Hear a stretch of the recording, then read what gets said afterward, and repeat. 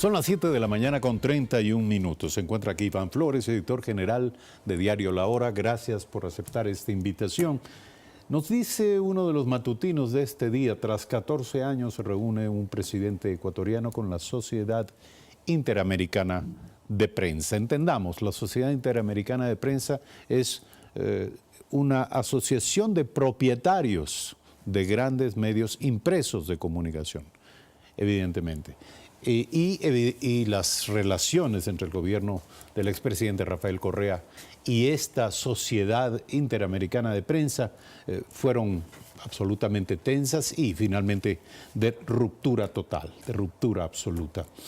¿Cuál es la lectura que podemos darle a esta reunión entre el presidente Lenín Moreno y los titulares de la CIP?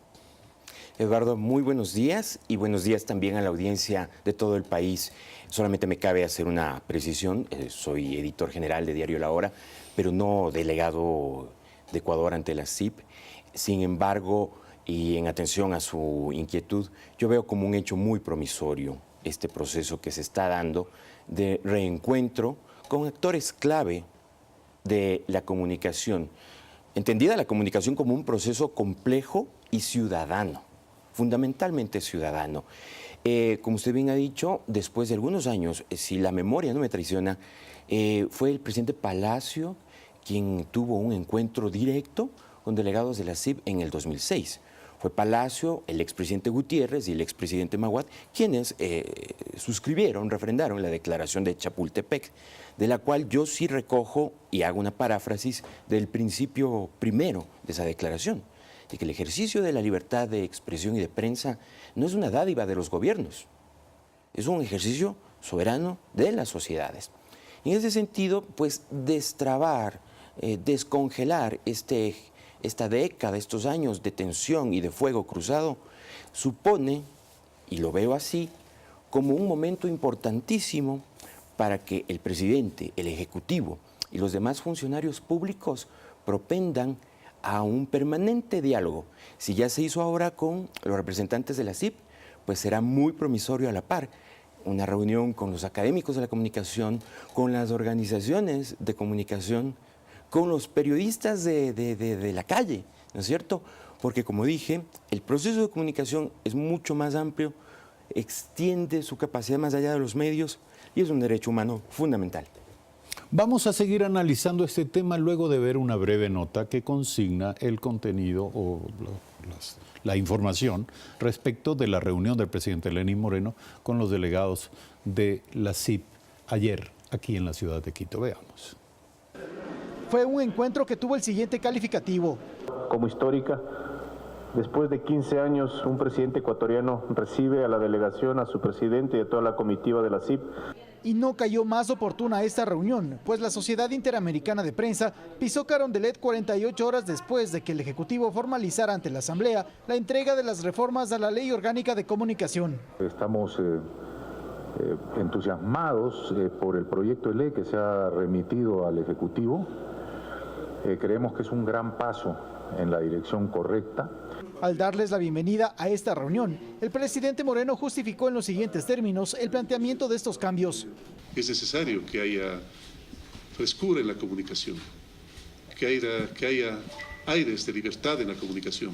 Lo fundamental para la Sociedad Interamericana de Prensa CIP y para la Asociación de Editores de Periódicos AEDEP es repensar el concepto actual plasmado en la ley de pensar la comunicación como un servicio público. Es un absurdo en el mundo, ¿no es cierto? No existe, creo, legislación ni país donde se ha llegado a ese extremo. Es decir, es un derecho, sin duda, en eso coincidimos, creo, todos. Y en ese sentido, a nosotros nos parece atinado y pertinente que el presidente recurra a una instancia internacional como la Corte Interamericana de Derechos Humanos en consulta para obtener una respuesta. Y en el fondo, a más de ello, a más de ese concepto, esperamos que aspiramos a que todo el ordenamiento legal, todo el marco legal ecuatoriano se apegue lo más posible a los estándares internacionales en materia de libertad de expresión. El paquete de reformas a la Ley de Comunicación contiene 80 artículos, 4 disposiciones generales y 6 disposiciones transitorias. Javier Ceballos, Telediario. 7 de la mañana, 36 minutos. Continuamos aquí dialogando con Iván Flores, editor general de Diario La Hora, sobre la nota que acabamos de ver. ¿Cuál cree usted que son los puntos focales de interés de la CIP sobre las reformas a la Ley de Comunicación en Ecuador? Yo creo que es dar de baja una mala práctica que se desarrolló en los últimos años, de mirar el ejercicio, la interacción entre gobernantes y medios de comunicación como un ejercicio de podar la hierba cada día. Me parece que eso es violento. Creo yo que se crea un punto de inflexión importante y yo celebro la predisposición del actual gobierno para precisamente reencontrar a la ciudadanía. Y creo yo que lo que destaca la Sociedad Interamericana de Prensa en el proyecto de reforma a la Ley de Comunicación son dos criterios para mí fundamentales. Poner en sintonía una ley bajo un paradigma de derechos humanos y ciudadanizar el ejercicio de la comunicación, porque como digo, es una ruptura frente a años de fuego cruzado. Ahora, ¿qué significa ciudadanizar? Ciudadanizar es justamente poner al ciudadano, a los ciudadanos, a los colectivos, a su diversidad, ¿no es cierto?, como el actor preponderante de un proceso de diálogo social. Yo lo veo de esa manera, pero no Eduardo. Necesariamente, si me permite, las agendas de los medios de comunicación. Además, no podemos hablar de los medios de comunicación como algo uniforme. Como un absoluto, no, así es. De ninguna manera, hay medios y medios, y tenemos que diferenciarlos. Sin duda alguna. Pero la agenda de los medios de comunicación no necesariamente pasa o se mueve en torno a este eje de inclusión, de participación, de entregar la voz a todos los sectores y colectivos ciudadanos. A veces estamos hablando de medios que restringen el espacio y el acceso a estos colectivos. La agenda de un periodista debe estar pensada en el ciudadano y en los derechos humanos.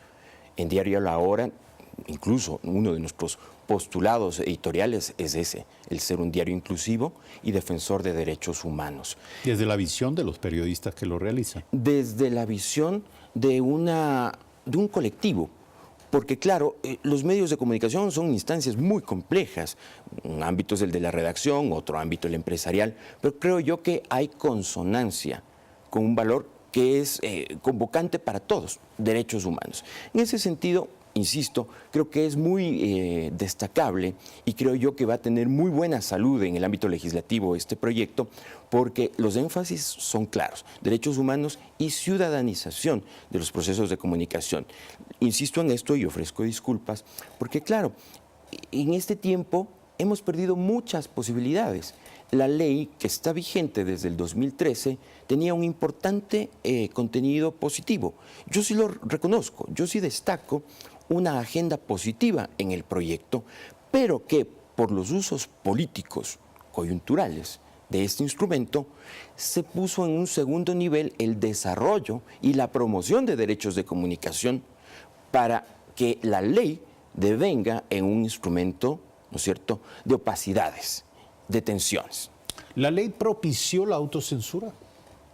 Yo creo que la autocensura es una materia subyacente en la singularidad de cada periodista, ¿sí? Porque si hay autocensura, también hay el derecho inalienable de la objeción, de la disidencia. La ley generó un ambiente de temores. Bueno, pero hay quienes dicen que la objeción es el paso previo al despido. O hay que despedir a un periodista que pone alguna objeción de conciencia. Se está colocando bajo la mira. Es decir, no tendrá un futuro fácil en un medio de comunicación. Afortunadamente, ¿no? En los medios de comunicación en los cuales yo he podido colaborar, y en Diario La Hora, la objeción, la disidencia y el contrapunto es sustancia fundamental. Y los contrapuntos son duros, y eso lo podrán dar cuenta los directores de medios con los cuales he trabajado. En las redacciones, Eduardo, se dan contrapuntos durísimos, muy importantes, y creo yo que eso nutre una agenda que después se ofrece a la colectividad. Ahora, decíamos al inicio que la Sociedad Interamericana de Prensa, y en esto cabe la diferencia, por eso le preguntaba, usted habla a nombre del sentir y del pensar de los periodistas que realizan la información. No es lo mismo que los dueños de los periódicos, aunque haya evidentemente sintonía e ideas compartidas, no faltaba más. Pero la Sociedad Interamericana de Prensa es una sociedad de propietarios, de empresarios de medios de comunicación. En ese sentido le pregunto, ¿promueve la CIP visiones uniformes sobre temas de interés continental? Por ejemplo, el caso de Venezuela.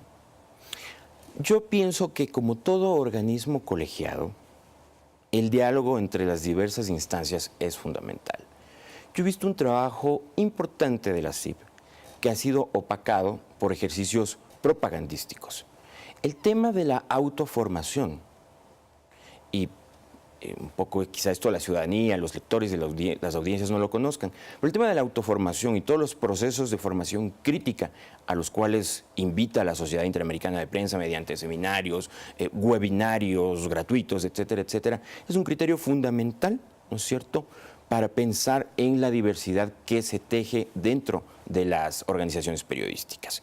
Creo yo que más allá de las circunstancias específicas políticas de cada país, lo que relieva la Sociedad Interamericana de Prensa, en consonancia con las discusiones y debates que se sostienen en las redacciones, es la defensa de derechos humanos, sea en Venezuela, sea en Nicaragua, sea en Chechenia, bueno, eso ya es en otro ámbito. Correcto. Exacto, no, en otro ámbito. Sí. Pero es que ese es el marco de referencia para todos. Sí, sí, perfecto.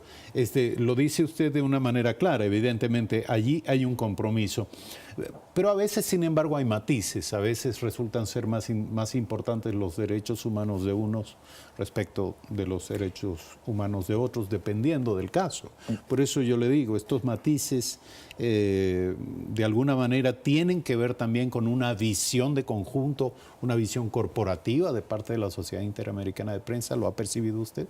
No, porque si nosotros partimos del enfoque de derechos, ese enfoque nos cuida como empresas periodísticas, como redacciones y como periodistas individuales, ¿no es cierto?, a entender que no hay ciudadanos de primera ni de segunda.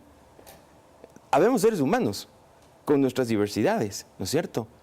Y todo eso se refleja, al final de cuentas, en lo que diariamente usted, Expreso, El Telégrafo, La Hora, presenta a sus lectores. Y lo interesante es que los ciudadanos tengan esas opciones y que no venga, ¿no es cierto?, el menú de qué ver, qué no ver, y ante qué sonrojarnos y ante qué no. Son las 7 de la mañana, 44 minutos. Un tema final con nuestro invitado, Iván Flores, editor general de Diario La Hora. Tiene que ver con la devolución de este concepto de la autorresponsabilidad en el manejo del medio a los propios actores de la comunicación, los periodistas, por supuesto, evidentemente, los accionistas, los empresarios detrás de los medios de comunicación. Y esto alude a los códigos deontológicos. Estos códigos deontológicos que usualmente son formulaciones conceptuales al interior de las estructuras no deberían convertirse en una suerte de acuerdo público, de contrato entre los medios de comunicación, los lectores, las audiencias, para que todos, como consumidores de comunicación, sepamos cuáles son las obligaciones que se autoimponen los intermediarios de la información. Sin duda alguna, Eduardo. Sin embargo, yo discrepo de una figura que usted propuso. Esta propuesta de reforma no devuelve ese concepto. Creo yo que esta propuesta de reforma en relación a ese concepto quita toda la hojarasca, quita todo el ruido propagandístico de 10 años en los cuales se quiso hacer creer, se armó conciencias para entender que el ejercicio de los periodistas era un ejercicio casi de reflejo condicionado. Y yo siempre dimensiono el trabajo de la prensa como un trabajo intelectual. Y digo esto recordando las discusiones que teníamos, y perdón la autorreferencialidad, en El Comercio, las discusiones que teníamos en Revista Vanguardia, las discusiones que teníamos en Diario Hoy y las discusiones que tenemos ahora en Diario La Hora. Porque obviamente la comunicación es un ejercicio humano susceptible de error y tenemos que transparentarlo y tenemos obviamente que hacer un proceso pedagógico. Por eso yo insisto que el trabajo periodístico es un trabajo intelectual, ¿no es cierto? Por todas las responsabilidades éticas que esto supone, pero también porque tiene que ser entendido como un proceso de formación permanente. Nosotros como periódico tenemos expuesto ante nuestros lectores desde nuestra página web nuestro código deontológico, que es un proceso nutrido de discusiones internas. Nosotros estamos elaborando contenidos deontológicos más específicos. Por ejemplo, el abordaje periodístico en casos de vulneración de derechos para niñas, niños y adolescentes, que ha sido un tema que Diario La Hora ha acogido con tenacidad, con seguimiento, con responsabilidad. Pero necesitamos también repensarnos, mirar qué hemos estado haciendo mal, consultar con otros, Eduardo, porque nosotros no tenemos la verdad revelada. Somos actores más dentro de un ejercicio ciudadano de comunicación. Una verdad absoluta la que acaba de decir. 7 de la mañana, 46 minutos. Gracias, Iván Flores, editor general de Diario La Hora.